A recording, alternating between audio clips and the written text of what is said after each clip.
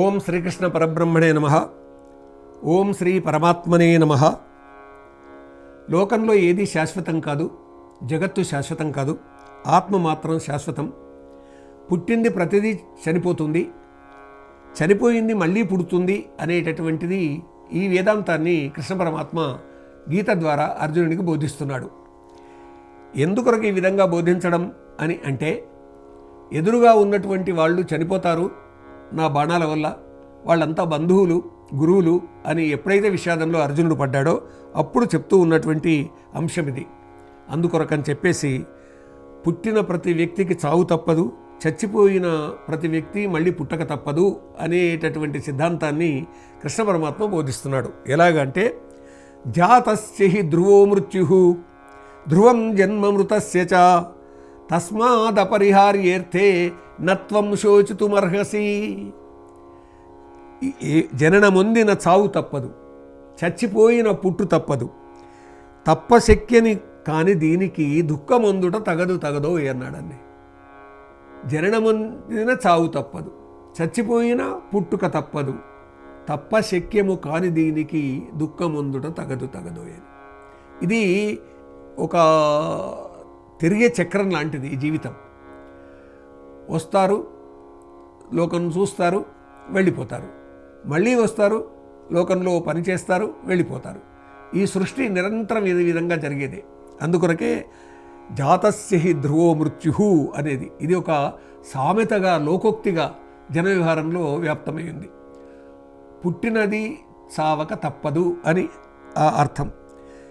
ఎంత కర్మ సంచయం ఉంటే అంతవరకు మనిషి ఆ కర్మ సంచయాన్ని బట్టి మళ్ళీ పుడతాడు.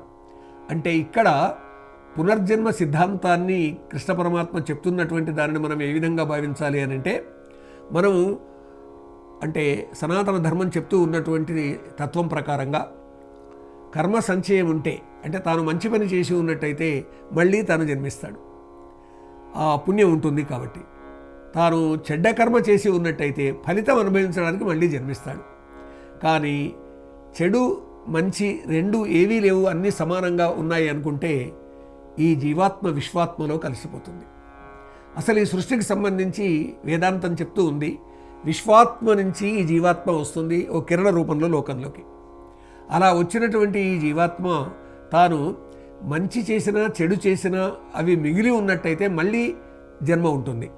కానీ మంచి చెడు ఏవీ లేవు, అన్నీ రెండు సమానంగా ఉన్నాయి అని అంటే ఈ ఇండివిజువల్ సోల్ అనబడే జీవాత్మ యూనివర్సల్ సోల్లో కలిసిపోతుంది. ఇదండి ఈ తత్వం ఇక్కడ మనకు బాగా కనిపిస్తుంది. అంతేకాకుండా అవ్యక్తాదీని భూతాని వ్యక్త మధ్యాని భారత అవ్యక్త నిధనాన్యేవా తత్రకా పరిదేవన. జీవులాదిని కానిపించవు, మధ్య కనబడు చివరపోతవి, పోయి కనబడవెంత మాత్రము, అట్టిదానికి ఖేదమెందుకు వేదనెందుకు. ఈ సృష్టి ప్రారంభంలో ఎక్కడైనా ఈ జీవులు కనిపించినాయా మనకు? లేదే. మనకు ఎక్కడంటే అక్కడ జీవులు ఉంటాయి, కానీ కనిపించవు. కొన్ని దాగి ఉంటాయి, కొన్ని కంటి కనిపించవు. కానీ కనిపించనివి లేవా అని అంటే అవతల ఎక్కడో ఉండొచ్చుగాక, కానీ వచ్చినవి కొన్ని వెళ్ళిపోతూ ఉంటాయి. అంటే శారీరక బలం తగ్గిన తర్వాత, వయస్సు తగ్గిన తర్వాత అప్పుడు వెళ్ళిపోవడం అనేది జరుగుతూ ఉంటుంది. కాబట్టి ఎక్కడి నుంచి వచ్చామో అక్కడికే పోతాం.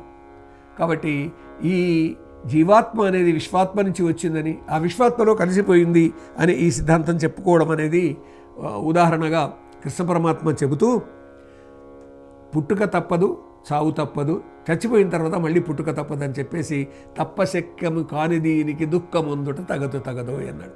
అంటే నీ ధర్మకర్మ నీవు చేయాలి అని గట్టిగా చెప్పడానికి, అందరూ ఆత్మస్వరూపులే అయినప్పుడు ఇక దుఃఖించాల్సిన అవసరం లేదు అని ఆ విధంగా ప్రబోధించారు కృష్ణ పరమాత్మ.